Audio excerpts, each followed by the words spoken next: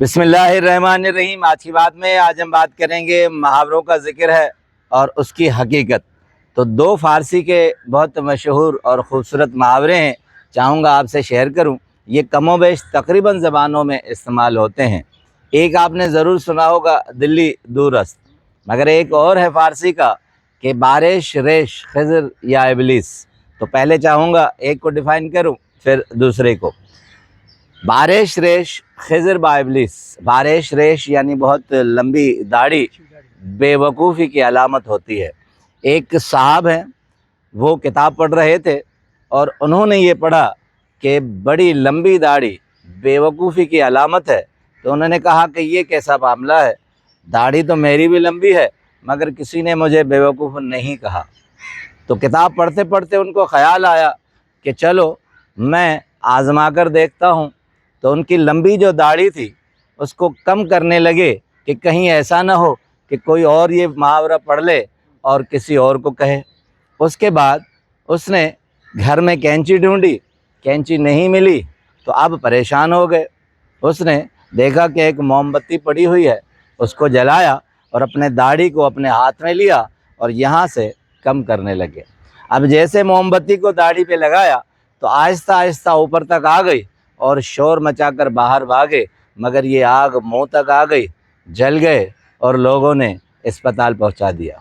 اب اسپتال پہنچنے کے بعد جب صحت یاب ہو گئے تو گھر پر آئے، وہی کتاب کھولی اور اس کے نیچے لکھا کہ واقعی مجھے پہلے معلوم نہیں تھا، میں نے خود تجربہ کیا ہے کہ بارش ریش خضر یا ابلیس۔ اب آتے ہیں دوسرے محاورے پر کہ دلی دور است۔ کہتے ہیں کہ بادشاہ جہانگیر کو نور جہاں سے بہت انسیت اور محبت تھی۔ انہوں نے لاہور سے دلی اپنا قاصد بھیجا اور سب سے تیز برق رفتار جو گھوڑا تھا اور ان کا جو قاصد تھا اسے بھیجا۔ اب وہ بھاگا اور اس نے کہا کہ میں آج لاہور سے جا رہا ہوں مگر کل دلی نور جہاں ملکہ کو وہ پیغام پہنچا کر اس کا جواب آپ تک پہنچا دوں گا۔ اب لاہور اور دلی کا مفاصلہ جو کہ 24 گھنٹوں میں پار کرنا تھا، ختم کرنا تھا، وہ بہت تیز رفتار گھوڑے پر خود گئے۔ اب جیسے ہی دلی قریب آنے لگی تو انہوں نے ایک شخص سے پوچھا کہ دلی کتنی دور ہے؟ تو اس نے کہا کہ خدا نہ کرے کہ دلی دور ہو۔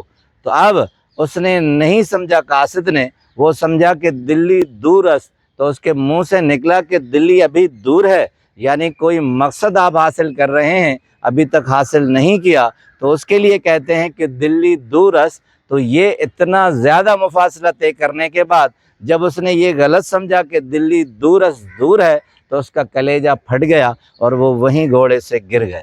اب بادشاہ جہانگیر کو جب پتہ چلا کہ میرا اتنا وفادار اور اتنا تیز قاصد اس اپنے سفر کے مقصد میں فوت ہو گیا ہے، تو کہتے ہیں کہ دلی سے 10 کلومیٹر دور پیلک کے نام سے، اس قاصد کا نام پیلک تھا، پیلک کے نام سے اس کا مقبرہ بنوایا جو ابھی تک ہے، اور 1720 میں یہ مقبرہ بنا تھا۔ اس مقبرے کے اوپر اب بھی آج تک لکھا ہوا ہے دلی دور است، یعنی دلی ابھی دور ہے، مقصد حاصل نہیں ہوا۔ اس لیے اس محاورے نے یہ جنم لیا، اس کے پیچھے یہ حقیقت تھی۔ آپ کا بہت بہت شکریہ۔